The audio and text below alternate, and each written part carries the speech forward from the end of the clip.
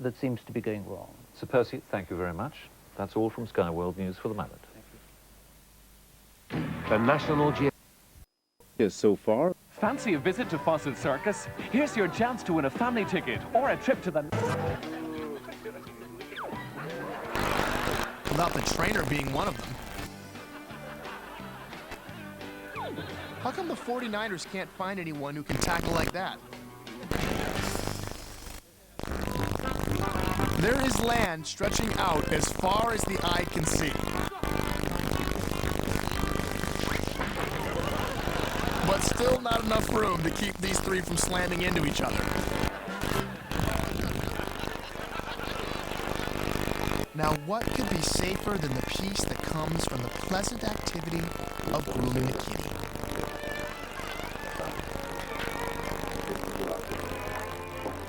Now give us a hug. They do say that most injuries take place inside the home.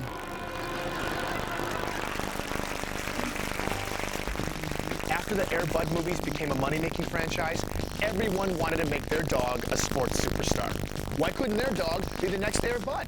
So far, Air Bud has played basketball, football, soccer, baseball, and volleyball. Here are some up-and-coming Hollywood hopefuls in films you won't want to miss. Double Dutch Doggy. That'll pack him in. An evil scientist is set to destroy the world unless Dutch here can win the jump rope competition. Dutch, Dutch, don't give up. You will be a famous pup. Don't let the jump rope hit your shin, and there is nothing you can't win.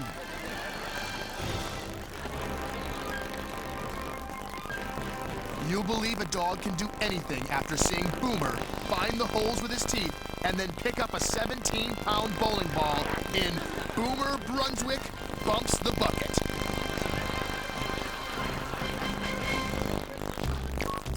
Any dog can shoot baskets in the movies, but Shaq here thrives on defense.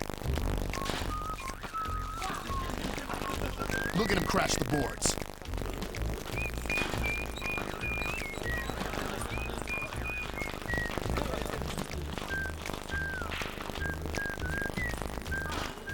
Watch for Rebound Hound, coming soon to a theater near you.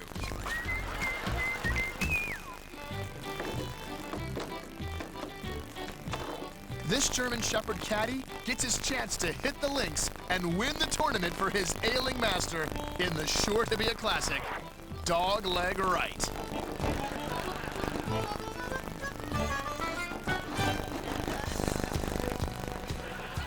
You hustling me, Wiener Dog? You'll be on the edge of your seat when a down-and-out dachshund runs the table on the local dog catcher in Cool Shark Bark.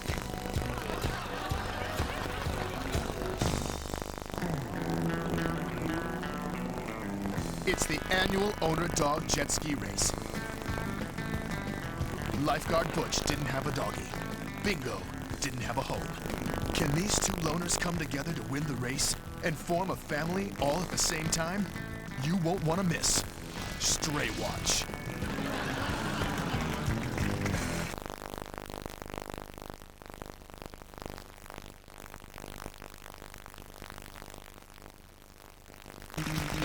Well, it's time once again to check our mailbag.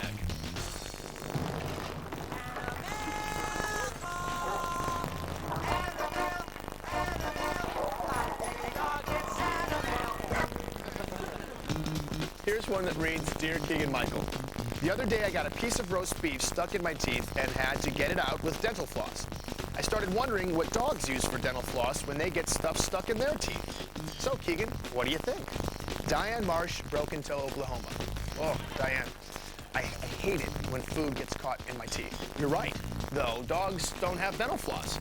But then again, they don't need it. Bosco here has a piece of kibble wedged right between his canines, so he uses his tail to pop it loose. One time, I had a piece of dental floss caught between my teeth, but I was able to get it out with a piece of spinach. Now, if he could just do something about his breath.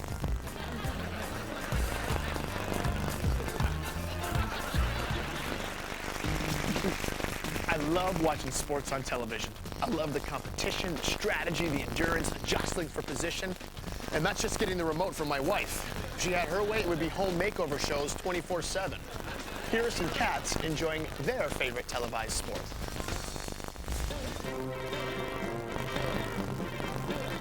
Tennis is the only sport where your neck actually gets exercise while watching. These cats are getting a workout observing match point.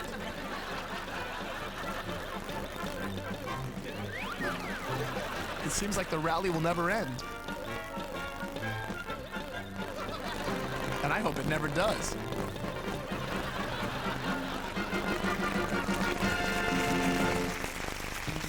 My dad always told me that the journey can be just as rewarding as the destination. Which is odd, because on every journey we took, he would yell at us to stay on our side, tell us to shut up, and continually threaten to turn this car around. Hard to believe he found the journey rewarding. Here are some pets enjoying journeys of their own. History has been made. It's the first time deer have eaten moose. You know, it only takes one deer to give a haircut, but it takes the whole herd to do a complete makeover. It's deer eye for the little guy.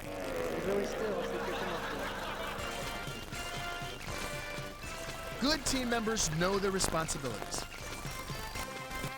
The dog in the front is the pitcher. The dog in the back is the catcher.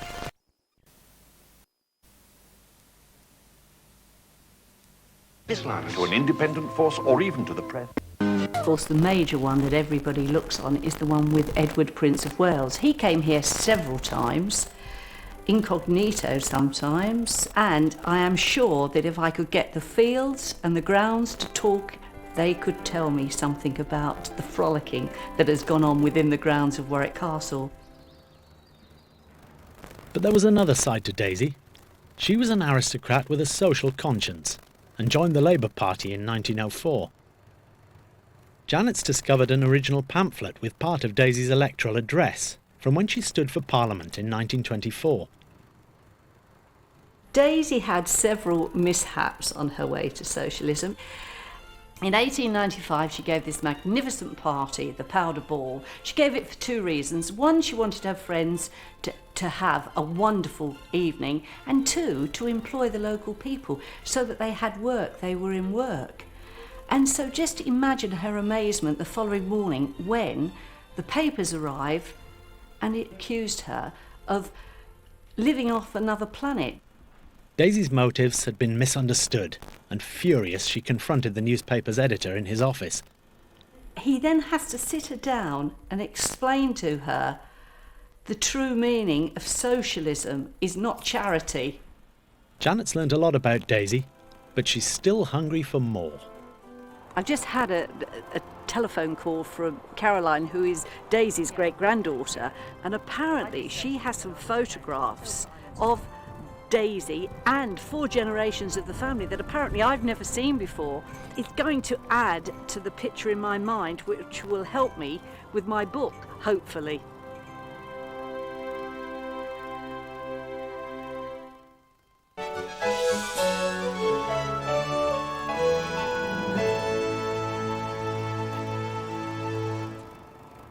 Sue Walkerden is one of the castle's longest-serving members of staff. She started as a cleaner 19 years ago and is now head housekeeper. You walk through that gate and it's like stepping into another world. Out there is the town and the hustle and the bustle and the buzzes and the litter. You walk through that gate and it's just like the secret garden. Wham, it hits you. We're very lucky in housekeeping too. We see a lot of things at that time of the morning that the visitors never see. Well, my main responsibilities are to ensure that the castle is looking its best at all times. We have to complete our task by 10 in the morning before opening and after 6 at night. With 42 rooms to clean in 3 hours, the 16 housekeepers work in pairs.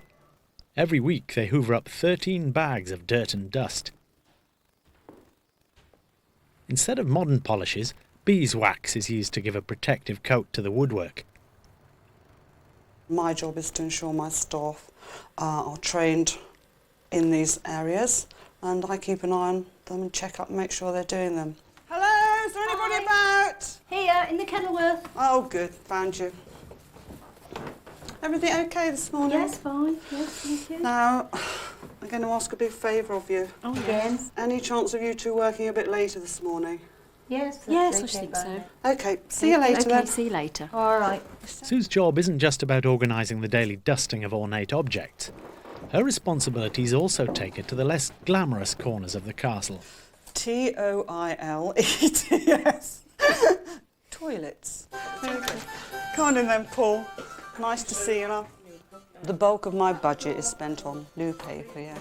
We spend between 8,000 and 10,000 a year. Have a seat. Sue needs to get the best deal she can and begins negotiations with Paul, the toilet paper rep. Sue, look. This is very This good is quality. unbelievable. This is guaranteed recycled. They calculate the use of toilet paper by 8 sheets per person per visit. Now, don't ask me how they actually came to that assumption, but they obviously did. I'm trying to save you a lot of money. 70 pence. 70 pence on the box, yeah, 36. Should we put some in stock for you then? Yeah. With the deal done, Sue can focus on the annual book clean in the library. With 3 housekeepers to clean the 3,000 books, the job will take a week. Try and keep them in the straight order. OK. We'll start this end and move them to the back where you've done them. Get your little shaving brush, which is what they actually are. Do we not need to look inside and see if there is No, any? we never open the books. No, It's simply straight down the leaves like that. Quick dust of the outside, checking for any damage. The books in the library aren't that particularly valuable. I mean, any book is valuable, but these aren't the precious ones. The precious ones are in the ante-room, well out of the way. In 1978, Lord Brooke, later the 8th Earl, sold the estate and some of the artefacts, including the collection of books. They've been replaced, but the library itself remains largely unchanged. Do you like working for the Earl, or do you prefer it as it is now? Well, both have its good points and bad points. I mean, it was much stricter working for Lord Brooke than it is now. Very, very strict. It's funny how you can tell when you take on staff. You almost can say, that's a lifer. You know, they're going to be here till they retire. Don't ask me how, but you just know.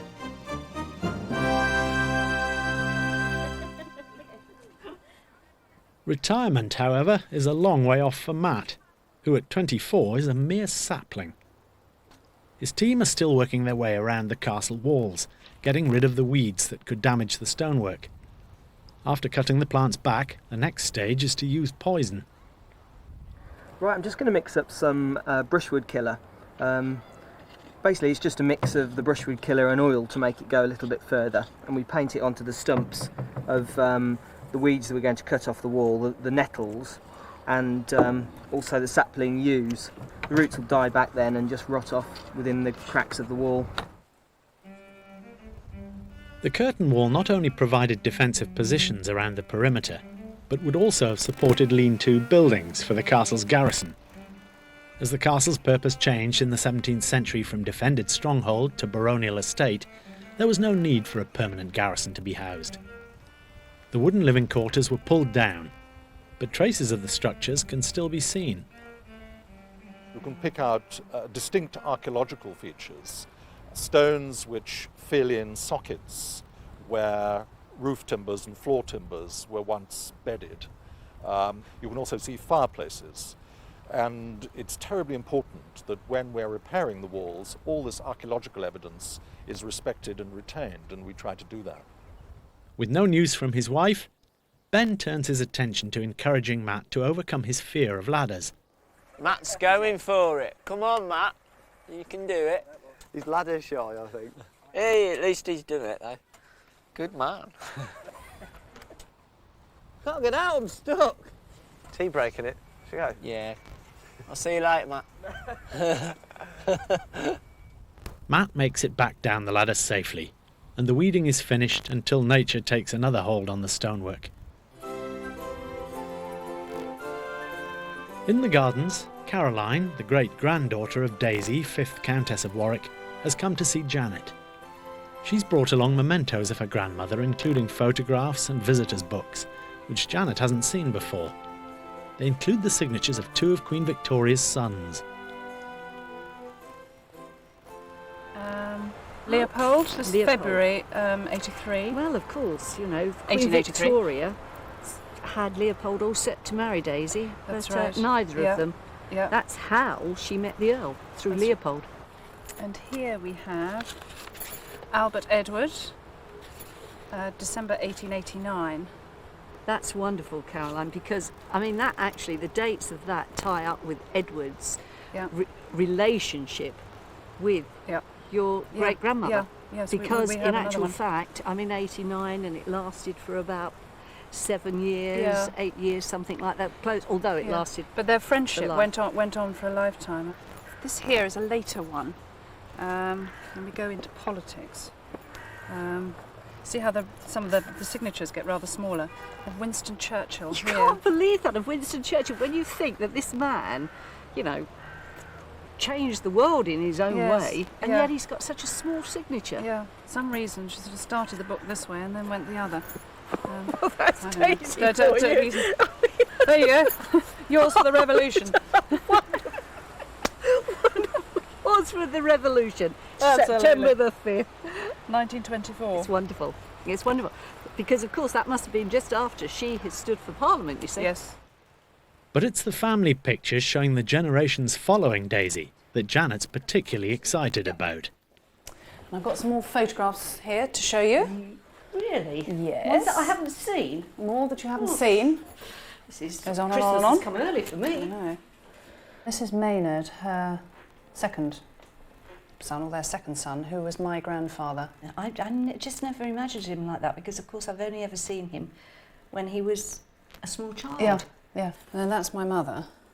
Oh, she was beautiful. She spent a lot of time with Daisy, and Daisy was very good to my mother's mother, and had a lot to do with my mother's upbringing. And then this, you've seen it on a picture postcard, but I don't think you've seen the original. I haven't. Oh, Caroline, that's wonderful. That's lovely. I mean, you can understand why she caught the eye of a prince. And what's more, your eyes are her eyes. I've always said to you, I knew there was a likeness. I thought there was a likeness, but there is, but it's wonderful. I'm very, very pleased that Caroline, you know, offered to come and show me these things. And she's the closest I'm ever going to get to Daisy. I don't know if people realise that, but I'm never going to be able to speak to Daisy, but if I can speak to her great-granddaughter, that brings me closer to Daisy. And I think people will agree that there is a likeness. The only thing I do have to be careful with Caroline is that I don't muddle up fact and fiction, because, you know, I don't want to transplant Caroline to Daisy. And you can easily do that in your mind if you're not careful. But no, she really does give me inspiration. I can't wait now to carry on and take my book that stage further. Join us tomorrow at Warwick as the private life of one of the castle's most colourful residents is laid bare. The state dining room gets a much-needed makeover, and retired curator Paul Barker tells us why his love of the castle has inspired hundreds of paintings.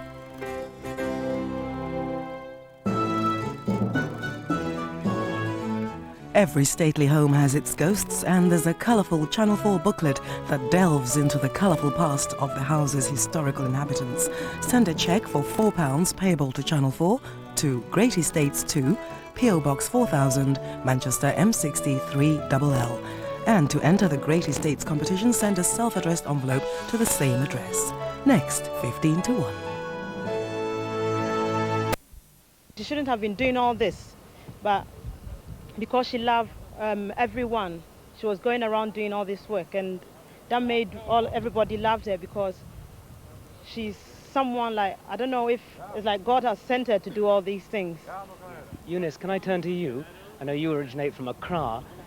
You're having a chance to go around and visiting some of the palaces today. I know you wanted to get in touch, if you like, with the areas that Diana knew so well. That's right. So this morning I started from, I went to the church at Westminster Abbey, and then after the church service I came to the palace, the, how do you call it, Buckingham Palace, and then I follow all the routes What is it for you, though, about Diana? What is it that was so special?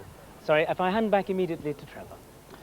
Thank you, Mark Webster. I think we can see pictures now of the Queen arriving at Northolt. There she'll take a royal flight to go back to Balmoral. We were talking about what she might discuss there when she sees the Prime Minister, Tony Blair, tomorrow. But there is the Queen's car going up the, going towards the plane at Northolt. Nick? Trevor, yes, Northolt, that RAF station on the edge of London, hasn't it become a sort of sad focus for so many events? Because that's where the body of Princess Diana came back to when Prince Charles went to Paris to bring Diana back to London. 10 to 7 on Monday evening. Yes, yes indeed. The Queen on her way back to Balmoral. Julie Somerville is at Westminster Abbey, and I believe, Julie, you have with you one of the men who danced with the Princess. Indeed. I'm with the man who danced with the Princess of Wales, Wayne Sleep. Wayne, you were there representing the world of the arts and of dance in particular. What sort of a service was it as far as you're concerned? Well, I think she would have loved it, actually. I was worried that it was going to be too much pomp and circumstance and maybe not enough humanity in there. But when Elton started singing, it seemed to fit hand in hand with the rest of the service. It didn't seem to jar in any way. It was a wonderful moment. And of course, you know, for me, the star of the show was her brother, that speech he made. And when we in the Abbey weren't clapping. The clapping started outside and we could hear it inside. And that's when it was taken up by the people inside. And I think that's another breakthrough in the red tape that she was so determined to change. So I think she scored another point. It was a way of also allowing emotion to be expressed, wasn't it? Although I'm sure, as outside the Abbey, even more inside the Abbey, there was a lot of emotion on display. Well, I broke down when her brother was talking about her doubling up with laughter. I have all these images all through her lifetime of her dancing with me, of us laughing together, of scoffing chocolates, of being told in a line-up to, you know, be quiet, Sleep, I'll do the jokes. All these wonderful anecdotes came back to me, and I just kept seeing this image of her, and I totally went but then. And I felt a bit embarrassed because I have that awful stiff upper English lip that says you don't show emotion, which of course she tried to break down also. And there was me trying to cover it, you see. Old habits die hard, but she was wonderful. And I would just like to say that from all my colleagues who'd phoned me and friends, and they'd phone me knowing I was going to the Abbey, I feel I've represented them, and they all asked me to say a prayer for each and individual one of them, and I have done that for you. Well, that's a lovely thought. Wayne Sleep, thank you very much indeed. Thank you. And now back to you, Trevor. Julia Somerville at Westminster talking to Wayne Sleep. And a reminder that later this afternoon we'll rebroadcast the entire procession and the service for anyone who might have missed the spectacle and the emotion of this remarkable day. Now we have a report on the day's news, the day's events. Here's Hugh Pym. All night they'd waited, and as the coffin at last left Kensington Palace, the grief of some in the crowd was plain.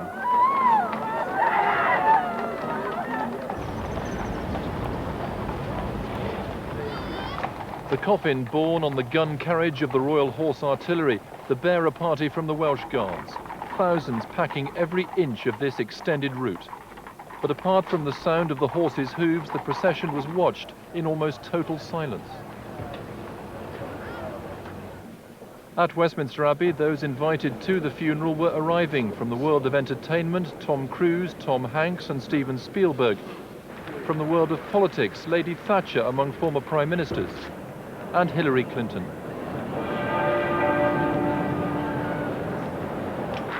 And then Mohammed Al Fayed, grieving both for Diana and his eldest son.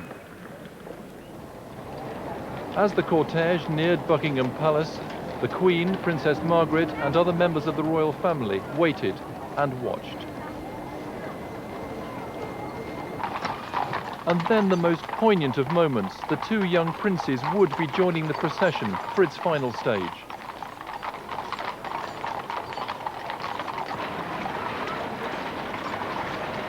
Prince William and Prince Harry, their father alongside, with Earl Spencer and the Duke of Edinburgh. More than 500 representatives of Diana's charities processing slowly behind them.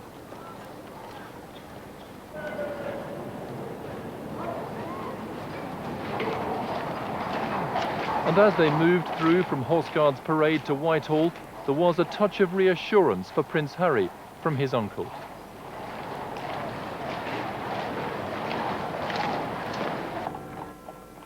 And at last they reached the Abbey, exactly as planned, a few minutes before 11, for this essentially private service, which was to be at the same time a uniquely public occasion.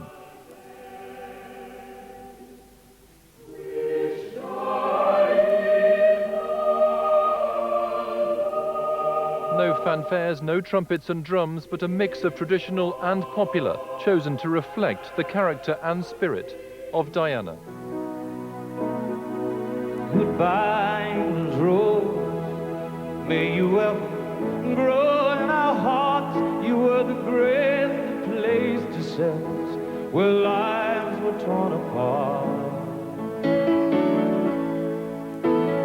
Goodbye, English rose. From a country lost without your soul, who missed the wings of your compassion more than you will ever know. And so to the tribute to Diana, Princess of Wales, by the Earl Spencer, with strong words for the media, who he said had hounded his sister. Of all the ironies about Diana, perhaps the greatest was this. A girl given the name of the ancient goddess of hunting was, in the end, the most hunted person of the modern age. She would want us today to pledge ourselves to protecting her beloved boys, William and Harry, from a similar fate. And I do this here, Diana, on your behalf. Above all, we give thanks for the life of a woman I'm so proud to be able to call my sister. The unique, the complex, the extraordinary and irreplaceable Diana, whose beauty, both internal and external, will never be extinguished from our minds. In another extraordinary break with tradition, applause slowly swelled around Westminster Abbey.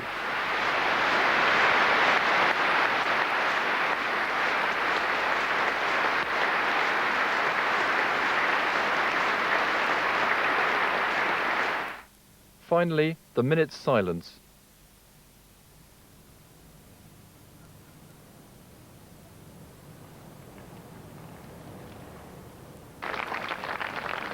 The hearse then left the Abbey to begin its journey to Northamptonshire. Applause among the thousands lining the Mall. Many throwing flowers as their final tribute to Diana.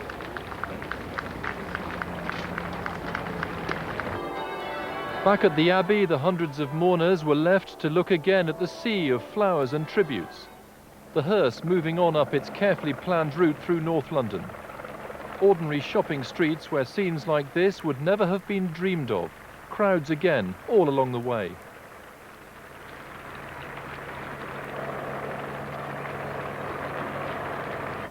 And once onto the motorway, the M1, they halted, the driver obliged to clear the windscreen of flowers which had been thrown from bridges.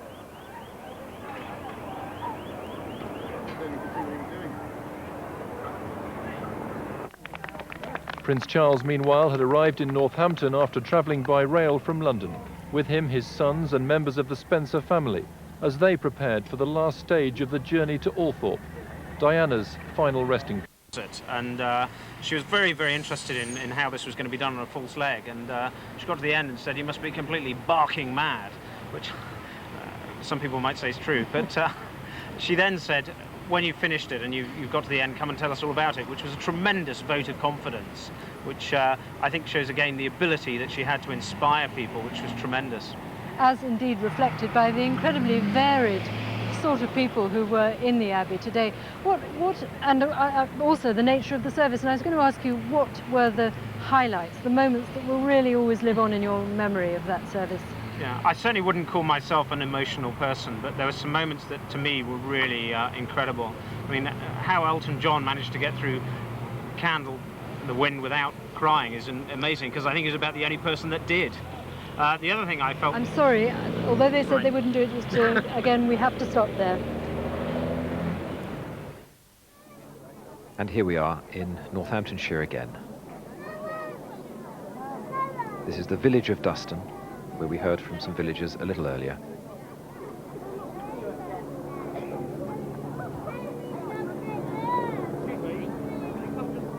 Very short distance from Althorpe now. The princess, you'll remember, was to have been buried in the Spencer family chapel in the 13th century church of St Mary the Virgin in the village of Great Brington, which is where 20 generations of her family are buried, including her beloved father.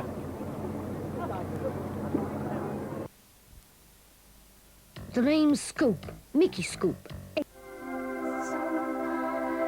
I work like 8 hours a week. Canvas.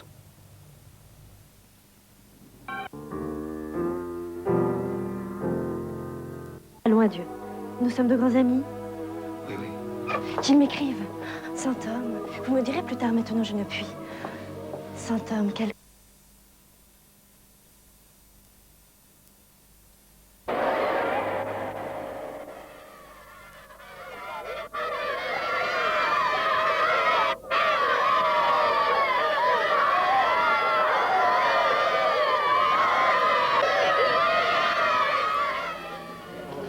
Jane lined up for a gentleman from Pakistan. He's talking to his uncle about it at the moment. But if he don't make up this morning by Thursday week, then we have to make other arrangements. Can you make a short statement for the British press, Your Highness? Certainly. You can say that I do not care how many years her father has been in prison, or how many more years he's likely to stay there. Nothing can mar the course of our love. Oh, good shot, Cynthia!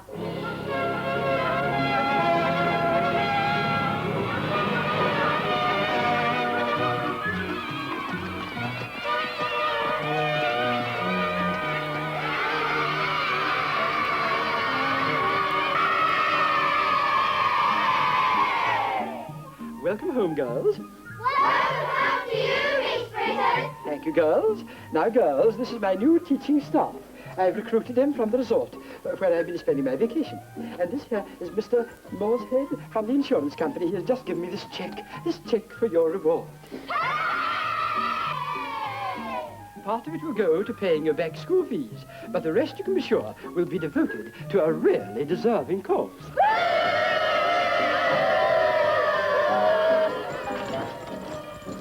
Harry. Yeah. What about my 10%? 5. 7.5. Down.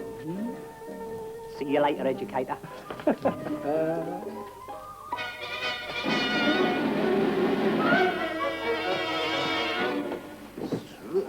You changed a bit, haven't you? Oh, do shut up. Sammy's not there. The desk sergeant says he's in Hillcrest Road. Must get this thing straightened out. He won't turn nasty or anything, will he? We'll have to risk that.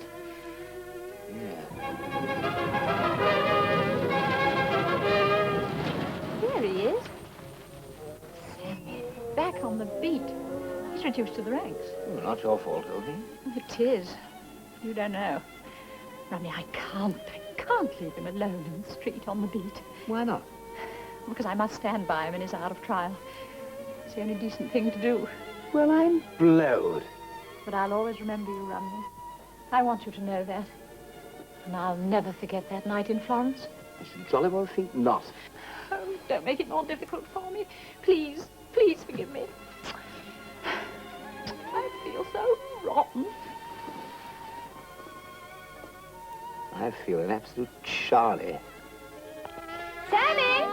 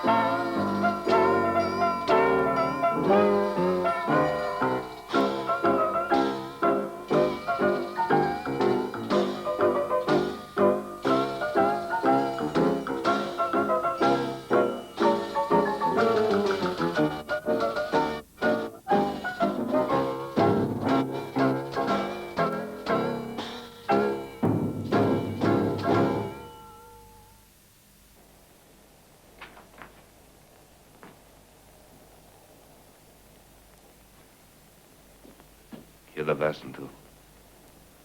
Anton Vermont, all right. Yeah. Waar is je? Maar ga je niet zo hard aan show? Dan breng je het uit. Get out! En tot geier het al gestart. Ja, beet hou het niet geier. Was je Britten? Ja, is met de glaven.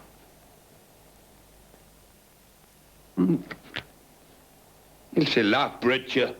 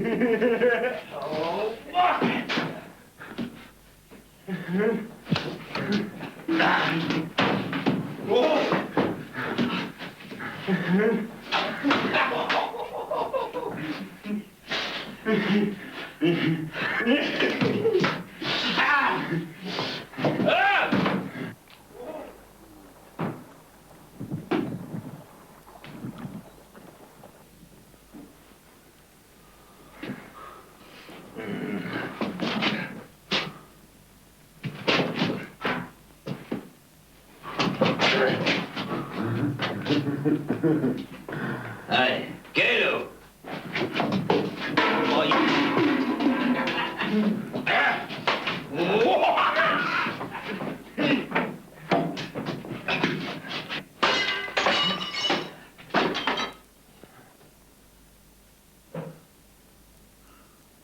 Hey, walk, talk a bugger. You look all ashamed.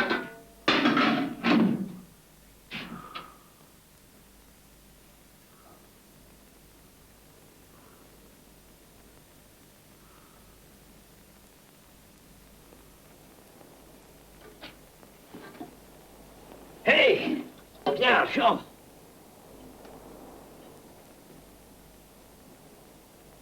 Nierut.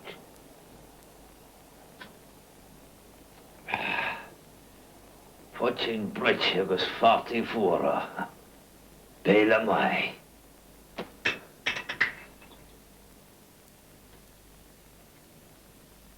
Plastje!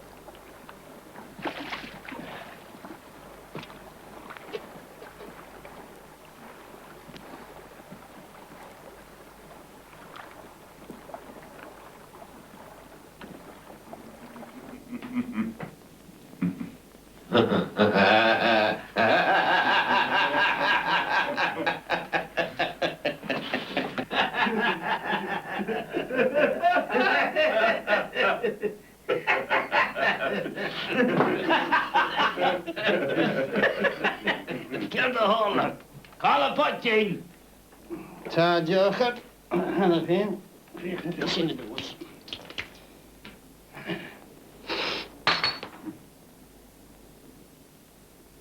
Nee. Niet hoor. Hoe is je snel en je potje? Maar goed, ga wel ze. Sylwch. Yn sy'n yna, at y fyl ti. Mae mwyn o rop, dim yn rop o wem, agos chi'n siŵr o me ar. Ja, eisiau ffanacht, Ilse? Leis chi ag ddol hwn, leis. Iwch myd hynny. O, ffert eisiau. Dar un yn pyr yn tas i sylwch. Cela si wil met de fanacht. Het is pan de belach.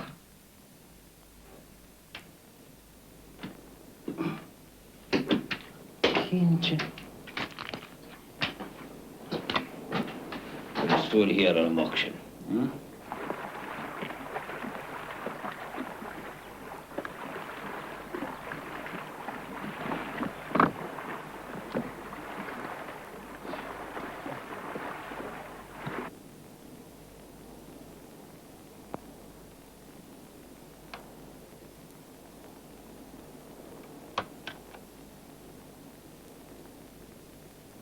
Ik heb er nog wat toch ook koeltje.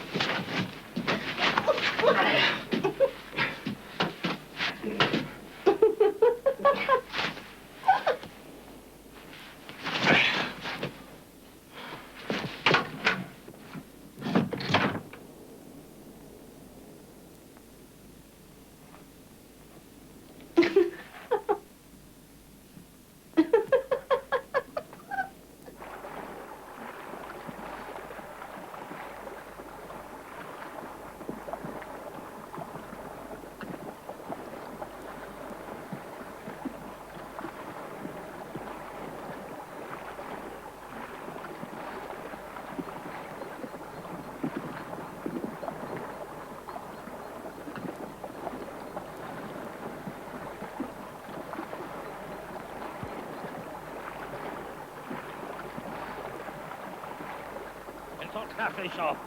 Oh, yes. Hier shift for chain win. In and out to will shame on the water. Liam Balachon. Bord. Bord of Achole.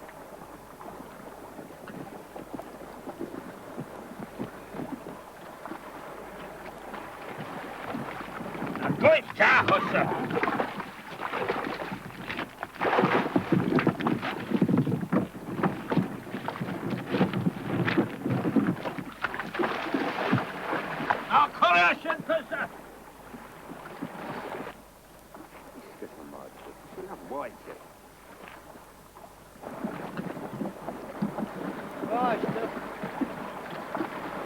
Ni law nach baas, toch?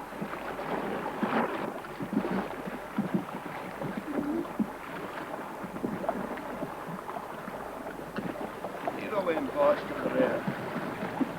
En die we met de water mocht. Nou, dat vet is dan. Baas. Hoi. En de hoek is er wat. Haringen!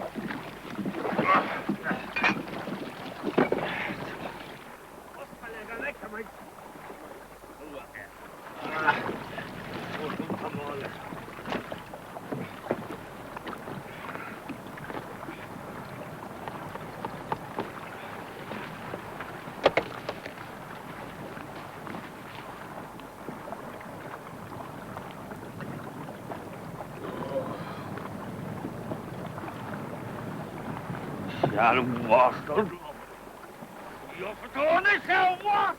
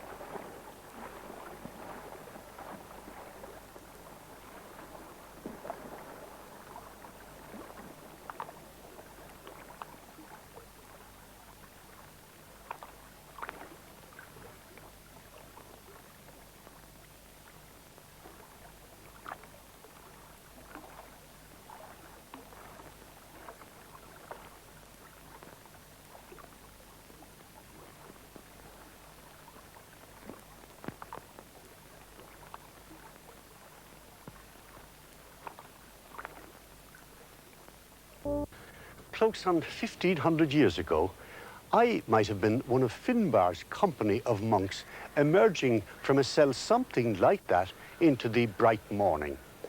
But to begin with, Finbarr, a bit like Kevin of Glendalough, in all probability wanted to be on his own, and in all probability for a time was on his own.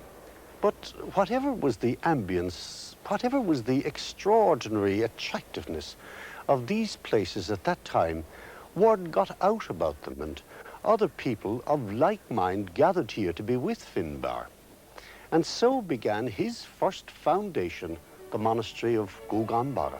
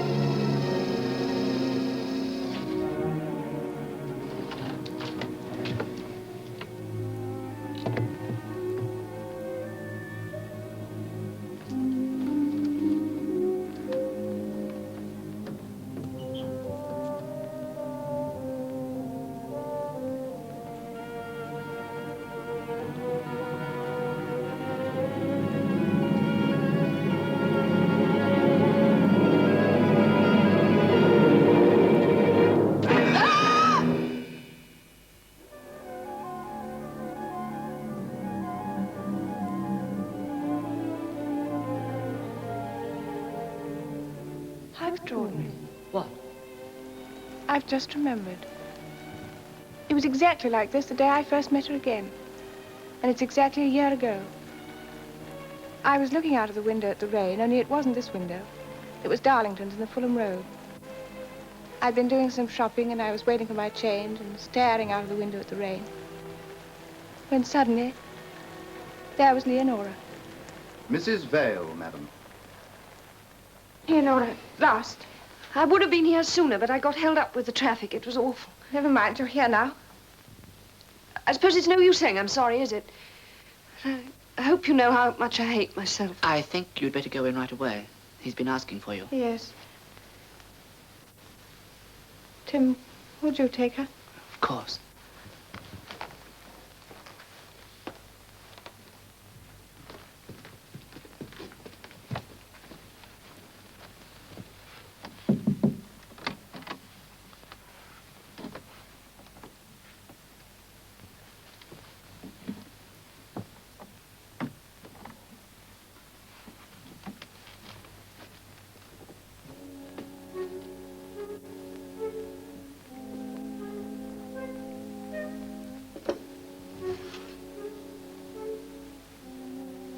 More coffee, Barbara? No. Susan? No, thank you.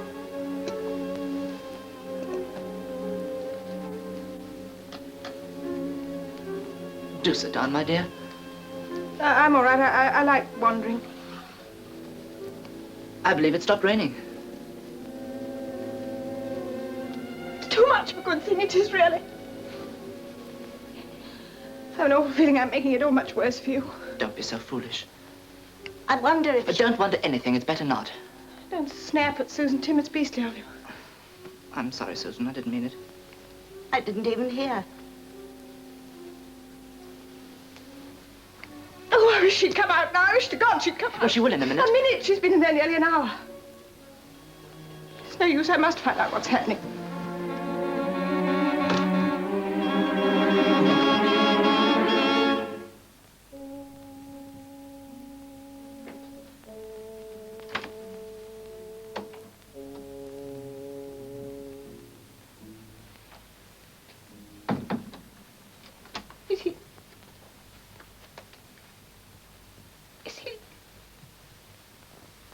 Yes. Oh. Oh. He didn't know me. He thought it was you. He said, Baba, I'm not submerged anymore. And then he said Baba again, and then he died.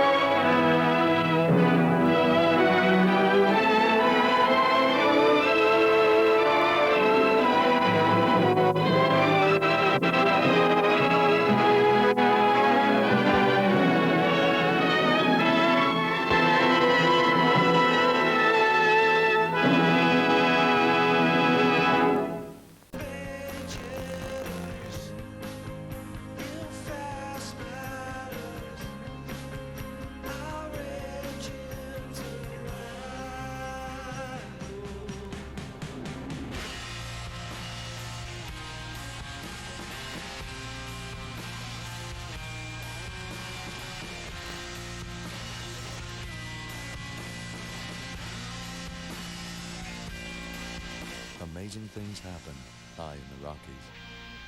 Coors Light.